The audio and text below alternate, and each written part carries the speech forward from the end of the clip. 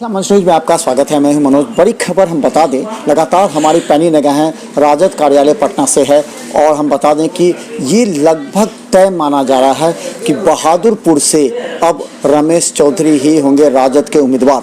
अगर सूत्रों की माने तो लगभग तय हो चुका है, अब बस सिंबल लेने की जाए। लेकिन इसके पीछे जो डील हुई है बता दें, वो डील ये है कि अब हायाघाट से भोला यादव लगेंगे। भोला यादव बहादुरपुर से अभी भी विधायक रहे हैं और अब वो हायाघाट से चुनाव लड़ेंगे, ये भी तय हो गया है। लेकिन इस सबसे बड़ी बात समझें कि हायाघाट में रमेश चौधरी लगातार कार्य करते रहे हैं और वो लोजपा से कार्य करते रहे हैं, वो चुनाव में भी खड़े थे और एक अच्छी पकड़ है रमेश चौधरी की हायाघाट में। ये निश्चित तौर पर भोला यादव सोचे होंगे, समझे होंगे कि अगर रमेश चौधरी को हम बहादुरपुर दे देते हैं और बहादुरपुर से हम अगर हायाघाट शिफ्ट होते हैं तो रमेश चौधरी का जो वोट बैंक है, रमेश चौधरी जो कोरोना काल से लेकर के बाढ़ के समय जो उन्होंने उस क्षेत्र में लगातार कार्य किया, तो इसका फायदा निश्चित तौर पर भोला यादव को मिलेगा। ये बात भोला यादव के भी दिमाग में अवश्य रही होगी, तभी उन्होंने रमेश चौधरी के नाम पर मोहर लगाया है और बहादुरपुर दिए होंगे। अब हम बता दें, जरा समीकरण समझिए किस तरह फायदा पहुंच सकता है। रमेश चौधरी अगर बहादुरपुर से चुनाव लड़ते हैं तो भोला यादव यहाँ के विधायक दो बार रह चुके हैं, तो भोला यादव को यहाँ से फायदा पहुँचेगा।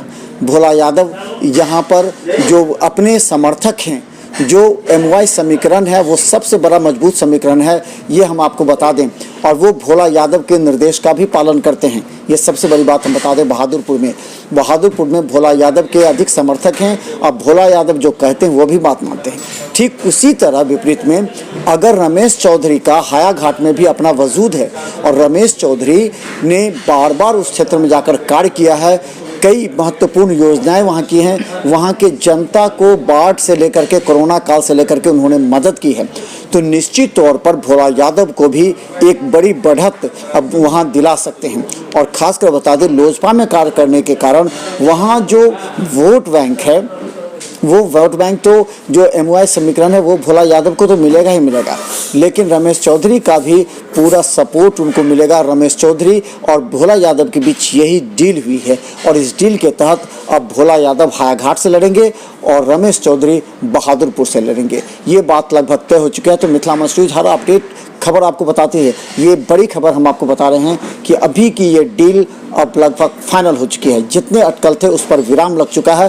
पहले ये आ रही थी कि भोला यादव अब चुनाव नहीं लड़ेंगे, लेकिन अब ये भी बता दें कि भोला यादव अब चुनाव लड़ेंगे और वो हायाघाट से लड़ेंगे और रमेश चौधरी बहादुरपुर से। लेकिन हम बता दें कि इस खबर के बाद हरिकृष्ण यादव जो वहाँ के जो पहले थे एक प्रत्याशी, संभावित प्रत्याशी, वो पूरी तरह आक्रोशित हो गए हैं। उन्होंने कहा है कि भोला यादव को हराने के लिए वो कार्य करेंगे।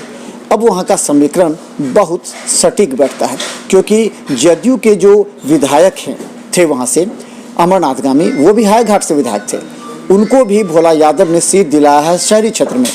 तो अब अमरनाथ गामी भी अपनी भूमिका में आएंगे और वो निश्चित तौर पर भोला यादव को मदद करेंगे। तो अब भोला यादव की नैया को पार करने वाले दो खेवनहार मिल गए हैं, एक अमरनाथ गामी और दूसरा सबसे बड़ा रमेश चौधरी। जो रमेश चौधरी प्रमुख दावेदार थे हायाघाट के, अब वो पूरी तरह तन्मयता से काम करेंगे और भोला यादव को जिताएंगे। तभी की बड़ी खबर हम आपको बता दें कि भोला यादव हायाघाट से और रमेश चौधरी बहादुरपुर से लगभग तय हो चुका है। देखते रहिए मिथिला मंच यूट्यूब पर सब्सक्राइब करें।